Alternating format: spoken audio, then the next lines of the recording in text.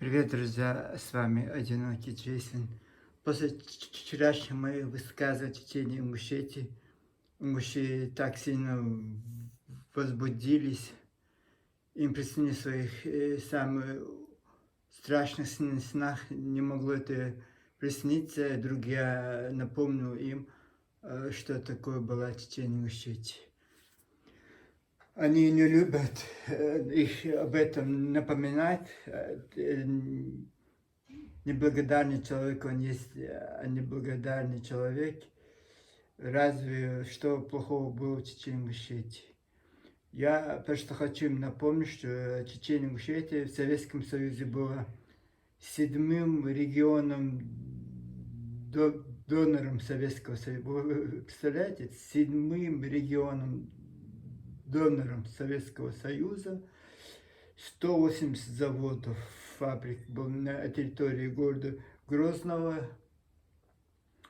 И самый крутой город Грозный был вообще на Северном Кавказе. Раньше Северный Кавказ включал и Ростов-на-Дону, и Волгоград, все вот эти огромные города, Краснодар. И вот он был самым развитым городом Северного Кавказа. Конечно, не был самым большим, но был самым развитым. Он так и назывался. Жемчужина Северного Кавказа, самым зеленым городом, он также считался город Грозный. И родина очень многих известных людей, теперешних певцов. Все они в Грозненском филармонии. Вот Иосиф Кобзон, все вот они проходили через Грозненскую филармонию, потому что была очень крутая филармония. Антонов, все вот эти русские певцы. Дело даже не в этом. Я в контексте Ингушетии, вот видите, там написано Чечения, Ингушетия, Ингушетия моя. И что плохого вот они видят, вот этот у них, когда они слышат про Чечению, Ингушетию, какой-то животный у них страх возникает. И всеми вибрами души, вот они не хотят это слышать. Так что, ну как вам наш гимн? Между прочим, этот гимн считался самым живым и самым красивым гимном Советского Союза. Кроме СССРского гимна, вот этот сам был самый-самый. Он был придуман в 1936 году, после 2 лет присоединения, не присоединения, а обхождения Ингушского округа Чеченской области, и была создана Чечено-Ингушская ССР в 1934 году.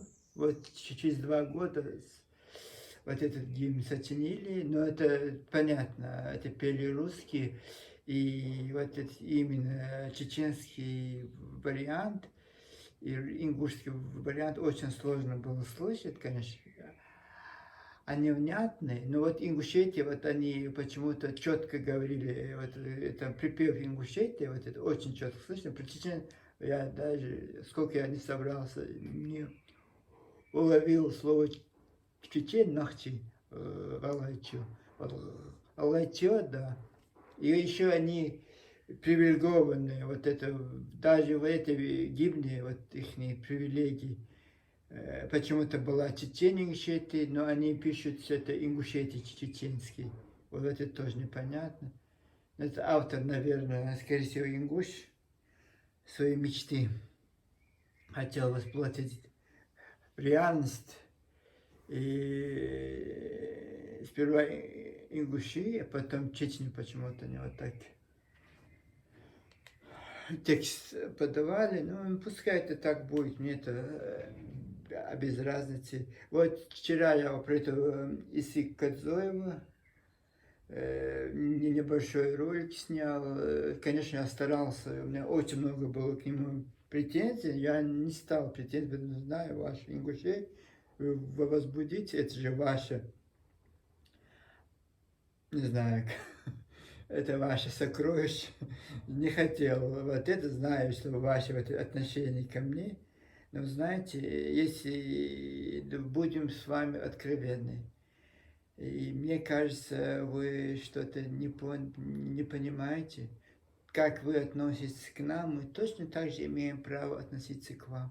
Вот это Исаак Адзоев в 2018 году, когда вот этот был спорный, не спорный вопрос, это вы возбудились, и вдруг вспомнили, что это вы ингуши, почему-то именно в вопросе чеченцев. В вопросе осетины мы уже заблекли, молчите все.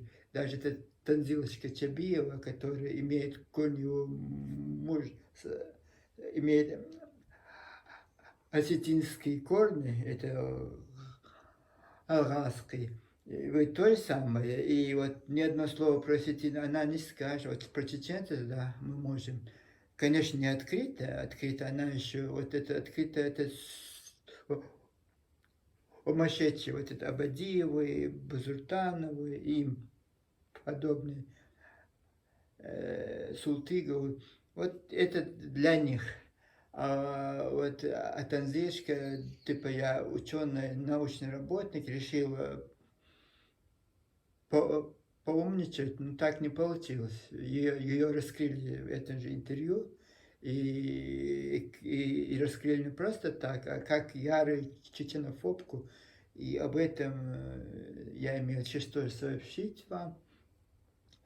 И вчерашнее интервью Исаака Дзо, я-то имел еще много фактов, событий, я не стал говорить, потому что вот это, когда вот это в 2018 году он обратился к ингушскому народу, почему-то чеченская молодежи, которая сидела у себя дома, ничего не говорил, он их успокаивал, а про своих сумасшедших, которые бегали по этим площадям, он не вспомнил, и вдруг обратился к ингушскому народу, чтобы стать на защиту Родины. Вот это интервью сейчас существует в интернете, и как будто бы чеченцы напали, как будто чеченцы напали на ингушей, он призвал всех защититься. Вот этот ваш Исаак Адзоев, народный писатель, он для нас, а не писатель, для вас пусть он будет. У вас же это так принято, бывшие сельские учителя, шофера, повара стали писателями, научными сотрудниками, я знаю, кто там, известными людьми у вас. У вас все идет как в коммунистическом Советском Союзе из низов. Идет все. И вот это выступление тоже с призывом защитить ингушетии. Вот это, от кого он защищал, тоже непонятно. Чеченцы туда лезли, просто они обратно вернули то, что вы украли под шумок в 2009 году. Вот этот лесничий вот этот участок угоды вот от Хамартанского района, вот этот, который последние 150 лет сходил в состав чеченской, и почему-то он вдруг стал ваш, и вы решили, я мог бы понять, если Исаак Адзоев обратился бы, когда вот вопрос приходит, вы же это считаете жизненно важным вопросом, вдруг вы вот это, хорошо, что вы отстали этих бедных осетин, и так вы их там, сколько вы крови у них выпили. Нам понятно, нам от вас никуда не деться, вы наши, как бы, в кавычках, братья. Это наш крест, это наше наказание. Мы должны будем всю свою жизнь жить с вами рядом. Вот. Какие-то, как Исаак Адзоев, которые вдруг в истории вашей страны появятся, и другие такие же. Вот им захочется быть врагами чеченцев, все. Будет снова скакать по этим площадям, вдруг вспомнить, что вы ингуши. А почему-то в 92 году вы не вспомнили, кто вы такие. Ваших Это же ингуши сами рассказывают, как над вами издевались, это вы проглотили. И сейчас даже они вспоминают про это. А вот то, что чеченцы ничего вам не сделали, просто свое забрали обратно и сказали, вот вам карты, вот вам документы, чего вы в советское время это было чеченское, всегда было чеченское, вдруг когда воспользовались военными действиями, себе присвоили, и давайте вернить обратно. И если не так, мы по границе 2004 года будем возвращать землю. Это значит весь Седавский район, был чеченский, Суджский район, это был юридически, это чеченские земли. Вы, когда входили в 1934 году, у вас их не было. У вас только этот Азранский район же был, этот Жиравский, Азранский район же. И какая-то часть вот этого пригородного района, который за вами числился. И то это был подарок Сержу Орджоникидзе, который у вас прятался в 1920-х годах. Вот он вам решил подарочек сделать. Почему-то фильм снимают, и как будто бы Ингушетия была... И вот я вот это Элла, который режиссер непонятный какой, вот она, Ингушская ССР, вот она утверждает, что до 1924 по 1934 год вы были Ингушской СССР. Вот странно, даже тогда и Российской Федерации не было, а вот Ингушей, да. И Украинская ССР не было, вот ингуши были, почему-то у них была своя вот это, у всех остальных народов не было. Это к 1900, после гражданской войны и Октябрьской революции, вот это же сразу же не было же Украинская ССР, Украинская ССР, Узбекская ССР. Это потом, 24-20, когда Ленин умер, вот в 24-м году, 1924, когда типа был создан Ингушский округ, вот тогда вы утверждаете, что была союзная республика, это громкое заявление, в 3-4 кишлаках не мог создаться союзная республика СССР, Ингушская ССР. А потом вот это, там есть еще один ингушский, вот это сравнило первая Ингушская республика, как бы с Французской республикой, первая Французская республика. У нее же прошла буржуазная революция, первая Французская республика. Вот она сравнила с первой Ингушской республикой. Ну да, у вас очень такие далеко идущие планы. Она была Ингушской империей когда-то, во времена монголов, скорее всего, была Кавказская и Ингушская республика. У вас очень наполеоновские планы, конечно. Это смешно. Вот самим вам не стыдно все это писать, сочинять? Сочинять даже вам не стыдно это?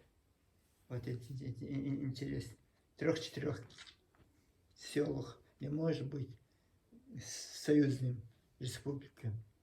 И поэтому, почему вы были маленьким, сперва вас присоединили к Осетии, но не поняли, какие вы провокаторы, и сказали, давайте, мы уже достаточно вот этих ингушских приколов, и вас оценили от Осетии, и кому-то вы должны присоединиться. Ставропольский край вас и захотел. Чеченцы почему-то вас пожалели и пустили к себе. И зря пустили, потому что вот до сих пор, сколько вы гадости нам делаете, сколько вы портите нам кровь, до сих пор вы не можете успокоиться. Это Базоркин. Вот я сказал про Базоркина, что он в Гродской квартире это сочинял это античеченские лозунги. Вы гордо говорите, нет, он всю жизнь прожил в Владикавказе, значит, он осетинский писатель, он не ингушский писатель. Он осетинский писатель. А почему тогда в Чечне-Ингушетии, как ингушский писатель, книжки он издавал в Чечне-Ингушетии? Он с Верховного Совета Чечне-Ингушской ССР, они лазил, жил в Грозном. Чего вы врете, ингуши? Мы что, живые свидетели этого? А мне тем более, я это из 7 веков в 3 классе прочел. Для меня это вот мой первый, вот даже не чеченский, первый мой писатель был ингушский, вот этот Идрис Азоркин. Тем более, это же, когда все моя бабушка рассказывает, везде вы крутились. Какой вы Владикавказе? Я после выселения, что вы жили в Владикавказе? Почему тогда вы назывались ингушским писателем, чечено-ингушским писателем? Почему ваши книжечки издавались у нас в Грозном? Вот это скажите. Вот вы сейчас не хотите сказать, что Базоркин это осетин. Хорошо, пусть он будет осетином. Вот осетинам такой писатель, они нужен. Он предавал их и предавал своих братьев чеченцев. Манкуртом он был, скорее всего, потому что как это? Он же бегал по этой площади Ленина в Грозном, за пригородный район, за Великий Ингушетию. Значит, он предавал, если он жил там в Владикавказе, мы тоже приглели эту змею, и вы хотите нам объяснить, который в ТикТоках вы сидите, эти сказочки смотрите, когда они родились, мы уже учились, мы уже в этих грозненских школах учились, нам преподавали настоящие истории, где Ингушетии, слова Ингушей не было, было только слово чеченцы. Это не мы, это самый русский писатель, книжки СССР, везде про чеченско-кавказские войны, про Чечню все было. Даже вашей Ингушетии не было, чего вы сейчас возмущаетесь, что где-то какие-то вот эти фотографии башенных комплексов написаны чеченские. Да, раньше так же было, это же была чеченские земли, это вы сейчас вас жалели, как и я, вот в 91 году я тоже думал, что это вас мы обделили, потому что все заводы остались в Грозном, у вас Азрань ничего не осталось. Мне казалось, это несправедливым разделом. И оказывается, вам наши руководители, этот Джохар Дудаев дал вообще земли, оказывается. Это заводы, станки, это ничего. Потом русские все разбомбили, и ничего не осталось. А вам же досталось от чеченцев земли. Вот земли досталось. Сунжинский район никогда в ваш состав не входил, никогда. Точно такой же, как вы, Ингушетия, была самостоятельной азатской единицей. Оно как Чеченская область, как Сунжинский округ, как Ингушский округ. И они же были самостоятельные единицы. Они сами захотели войти к нам, чеченскую, потому что город Грозный был, там русский, там у них это терское, вот это все вот было Грозно. Вот они захотели к своим. У них станицы там были. Вы утверждаете, это до 1934 года, 20, это тогда, это же они потом, после выселения, они сами, вы тоже то же самое захотели, решили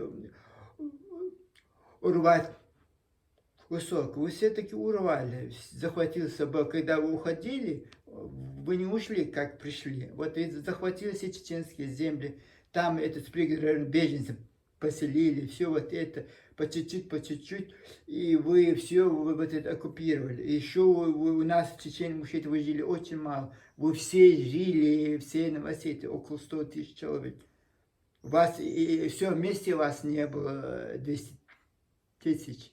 Вы жили большинством в городе Грозном и Северной Осетии вы жили. Вы в Мушете, Азранском районе никто не хотел жить у вас. И в Малгобекском. Вот вы такие. И потом что-то вам скажи, вот вы, нет. Какие вы неблагодарные люди. В чем все вот под любой ролик про чтение Мушете все пишут, что именно ингуши. Вот вы были при должностях, сладкие места вам доставались в гастрономах. Везде вы, по всей Чечне Ингушетии, вы везде были. Даже у нас Единова, вот судья была ингушская, вот эта семья, вот у нас жили, даже у нас в таком горном вот этом, жила ингушская семья, и не один.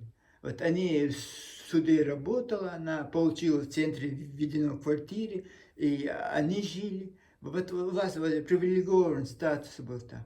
Мало того, что все у вас было.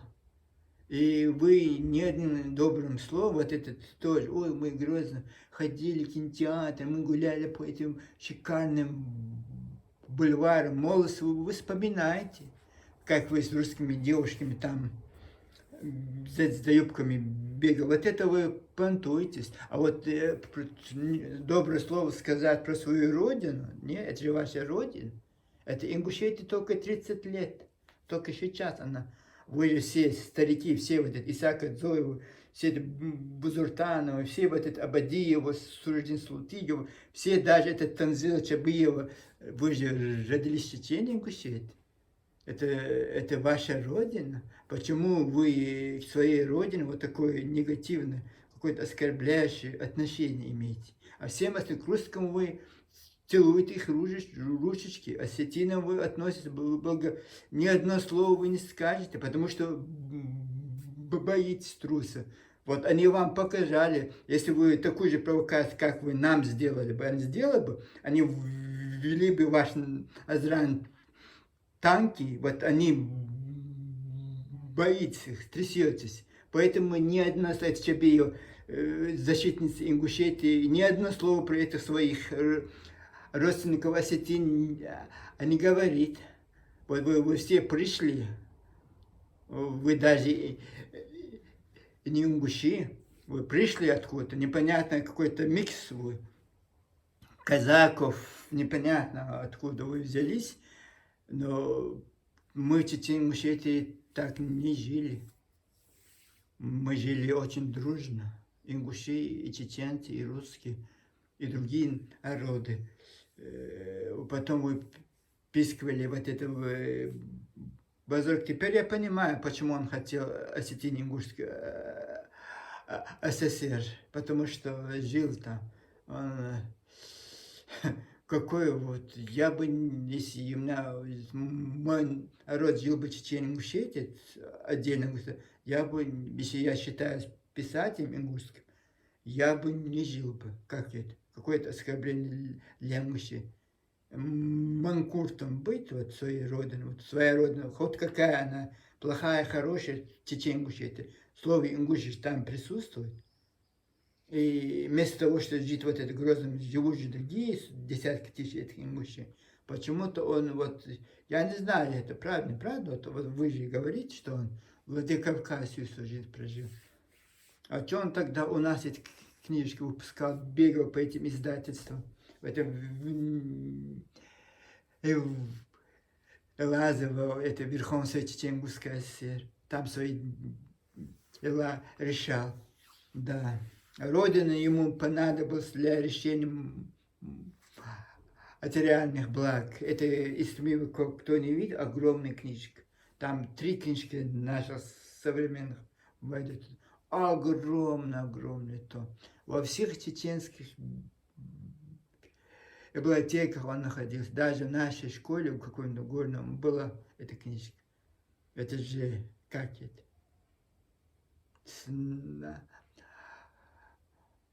А ряду с книжками известно Арбим Амакаева, Халидова Шаева, вот этот Азоркин же, ну, писатель тогда был, 70-80-е годы. И даже он ряду такими метрами чеченским писать, вот он тоже там вовсю издавался. И потом писал в Москву жалобы ЦК КПСС Советского Союза, что чеченцы их притесняют, их культуру, погибают этой Крымы. Да. Вот как вы расцвели тогда все вместе, вот это я хотел бы знать.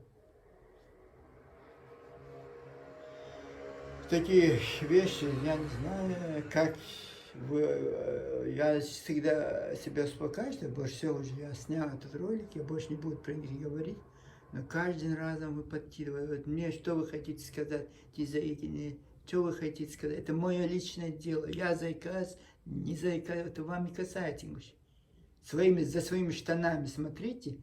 Давай, вот это, некоторые пишут, вот это в Европе сидят, вы же приехали сюда не как ингуши, а как чеченцы из Грозного. Вы все сдались тут, вот это, у вас сад тут, у вас большой бизнес ингуши. Вы своим ингушам, бедным, несчастным, которые там сидят, там на эти 15-20 тысяч, вы не помогаете, вы только для себя. Вот, да, в этих чатах вы большие патриоты, мужчины. Вот ваш патриотизм не стоит бумаги, на которой это написано. Вот ваш как книжечки сделал, Орден Кадзоя вот этого написал, потом не стал, так как он никто там, не стал, так как историк, не стал под свое имя и отдал этому Абадиеву. Этот Абадиев говорит, да, эта книжка была написана 20 лет тому назад, да, 20 лет тому, в 2005 году. Да, это так и получается, 20 лет тому назад. И возмущать, что почему вот так относятся к нему. Конечно, будут относиться. Если ты непорядочный человек, если ты себя показал 1 раз, 2 раза, 3 раза, 40 раз, вот тебя точно так же будет относиться. Хорошо, что вы никто. Вот сейчас, если я знал бы, кто такой этот Базоркин Идрис, как он предатель, какой он, вот я бы тогда его не боготворял.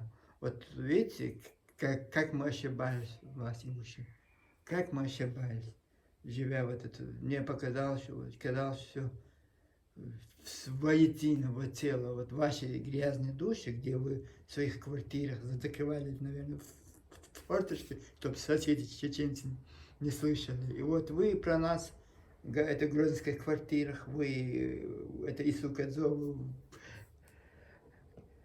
вырастили, вот этого Бузуртанова, Абадиева, это Султигова.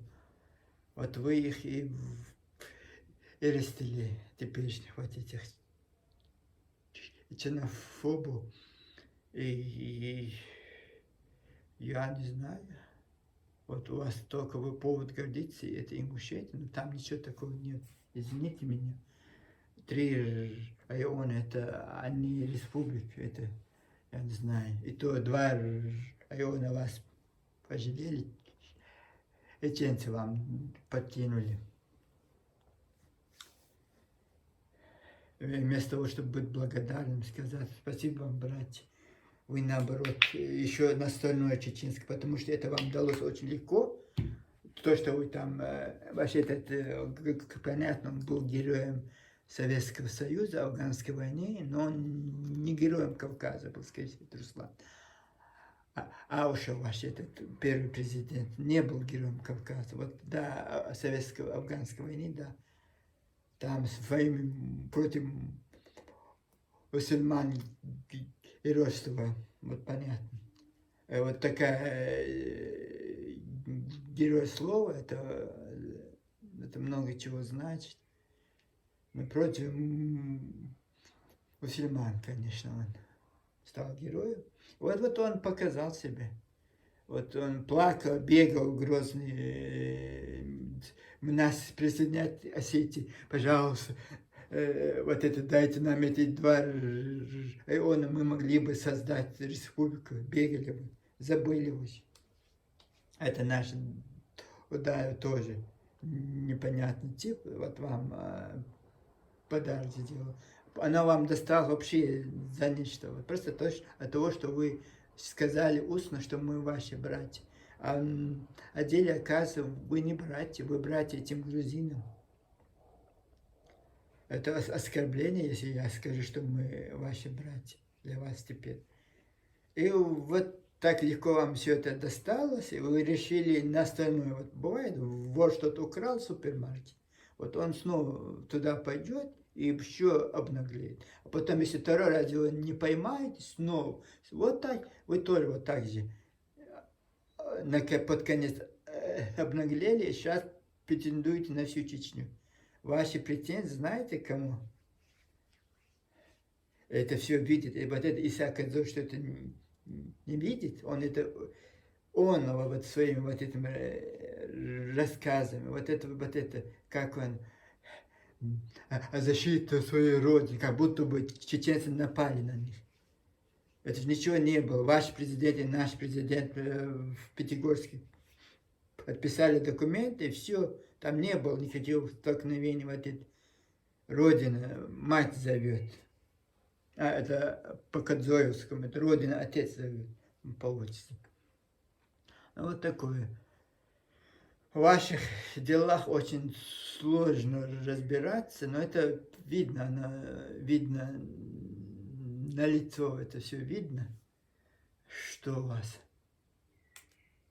Никакой радости от ваших этих действий я не испытываю, потому что если вы не были бы нашим соседями, жили бы где-то на крайнем севере, да, что бы вы ни говорили, не касался бы, но вы днем и ночью спите, что молитесь, наверное, этому Аллаху, чтобы у нас началась снова война, снова был бардак, и вот этот под бардак вы могли бы еще кое-что прихватить. Вам так кажется, потому что то, что до этого вам оставили, вот вам легко оставили, и вот у вас еще есть еще желание еще укрупниться насчет чеченцев. Насчет грузин, не насчет старой не насчет осетин, которые вы считаете вашими, а насчет чеченских земель. Хорошо, что у нас выросло новое поколение. Есть еще такие из Чечен-Ингушетии, считающие вас войнахами, братьями, но их хорошо, что есть еще парни, воины чеченские, какой-нибудь ингушский провокатор ногой сунется на эти земли и получит пулю. Вот поэтому вы не любите нашу власть чеченскую, Рамзана Кадырова, вот это все. Потому что, да, вам хотелось бы ичкеринской власти, Джохар Дудаевской, где вы прискачете, поплачетесь, и вам земли просто так отдавали. А от Кадыру нет. Он свою не отдаст. Он знает, вы знаете прекрасно, если вы сунетесь на нашу территорию, вот точно так же, как осетины вас обратно, вышли вас обратно. Не надо, вот пулю надо сразу брать, не брать. Вы думаете, мы поднимем руки и вилком мужчин? Вот что вам нужно? Пожалуйста, нас не троньте, что вы хотите, заберите, да? Так, у ваших извращенной фантазии, конечно, присутствует такая картина мира, но реальность такова, что это мы строили, а не для вас, ингуши, товарищи. Мы страдали, чтобы вам облегчить жизнь, что ли? Всю свою жизнь вы прятались в этих горах. Дальше прячетесь. Почему вы вылезли со всех щелей и начали на нас нападать? Вы никто. Вот я всегда это говорю и буду повторять. Вы никто. Ничего у вас нет своего. Вы думаете, что за счет чеченской истории вы далеко не уедете. Это их история. Это не ваша. Вы в этом нигде не участвовали.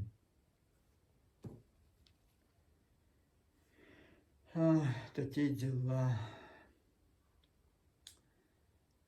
Не знаю, кто-то гулял по этим улицам. Вот сейчас я смотрю эту картину Грозного.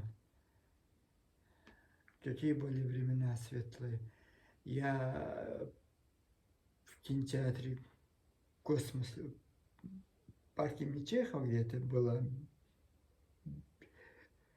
библиотека. Вот там был красивый сквер с цветами, вот это. Вот я любитель был вот этого кинотеатра реки Сунжи, который был. Там был летний кафе, мороженое сверху шоколад, очень вкусное мороженое у них было. Были времена. К сожалению, я был подростком. Я это не так сильно застал. Да, я родился в Чемушете, но я в Грозном подростком находился. Все же было же супер. Ингуши, и чеченцы, и русские, и другие национальности. Чувствовал себя как дома. Вот откуда взялась эта злоба, вот это непонятно, какая-то звериная злоба. Это надо же веками так, чтобы так относились. Я не знаю. Вот евреи немцам так не относятся, как ингуши относятся к чеченцам. Хотя немцы уничтожили почти 6 миллионов евреев. Мы, чеченцы, ни одного ингуша не пострадал от наших рук. Ни один ингуш. Вы еще имеете наглость истерить там, бегать по этим площадям. Нормальные люди не будут бегать. Знаешь, у вас все не по порядке. Вашим надо срочно больничные палаты строить. Больных очень много у вас. Мест там не хватит. К сожалению, вот такая история. Я не знаю, что вам. Вот я хочу интересно сказать, но потом вы будете нападать на меня. Вот как вас задело, что я заикаюсь. Вот это вот. Как вас это... Вот вам нечего сказать, вы придираетесь к этому. Это мое дело, это не ваше, вам оно не касается. Между дружбой ингушей и чеченцев, мое заикание. Я даже вот вам хочу сказать, что я даже не заикаюсь. Это просто волнение. Когда я волнуюсь, я когда очень долго говорил, вот волнение. Даже любой человек, наш Андрей Сахаров тоже вот так же волновался. Великий академик был он, водородную бомбу создал. Вы видели его, когда он в 1989 году выступал на съезде Советского Союза, народ депутатов Советского Союза?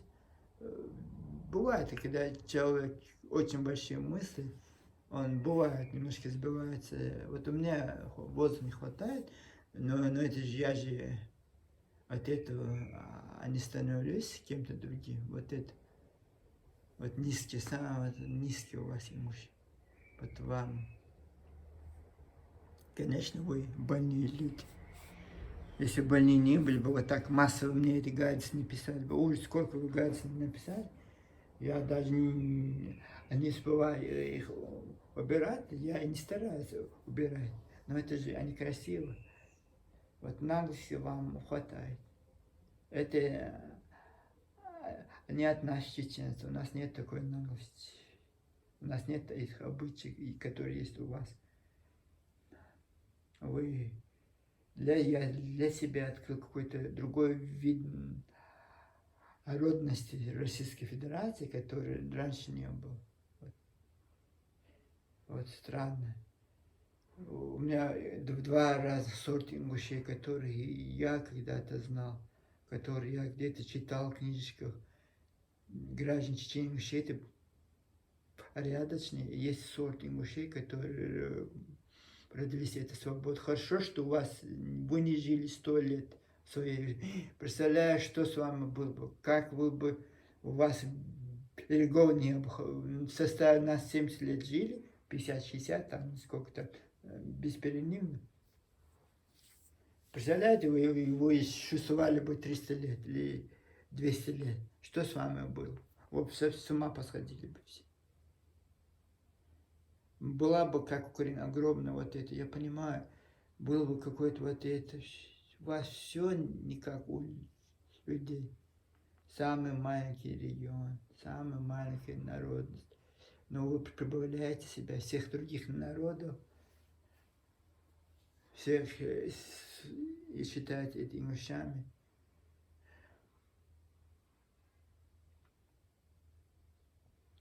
Ну, не знаю, как с вами обращаться, что с вами говорить. К сожалению, очень много сегодня не высказано, поэтому иногда, если вы провоцируете нас, мы будем отвечать. Вот, не будем молчать. Вы же пишете всякие грязно. А почему-то вы думаете, что я не могу что-то сказать. И то я говорю очень корректно. Не надо мне угрожать, что вы обратитесь и в YouTube, вот это. Не надо. Вот это ваш, вот этот Узуртана, когда я 2 ролика про это Чечебиева снял, 100%, там многие комментарии исчезали, он там строчил, он там за вас уже успел это жалобу отдать, так что не беспокойтесь. Кроме вас, этих ваших хватает. Это, скорее всего, Танзила Чабила, YouTube меня бан послал, вот этот ваши послали. Еще там был какой-то большой, много больших вот этих сайтов, которые мне писали всякие гадости. Без вас, защитников, им уже хватает. Да. А что мне предъявить? Ничего не предъявишь. Я говорю, как есть. Если мне вы можете все, что угодно писать, почему я не имею права? И, конечно, не имею. Я себя защищаю. Я защищаю свой народ. Мы эти сотни веков для того умирали, чтобы вы, подонки, ингуши, лжецы и завистники, и вот нас вот так оскорбляли. Мы этого не потерпим. Значит, что... Да здравствуйте, Ингушетия. Какой красивый регион был. Да, для вас этого снова вам, назло вам герб снова. Песенка пойдет.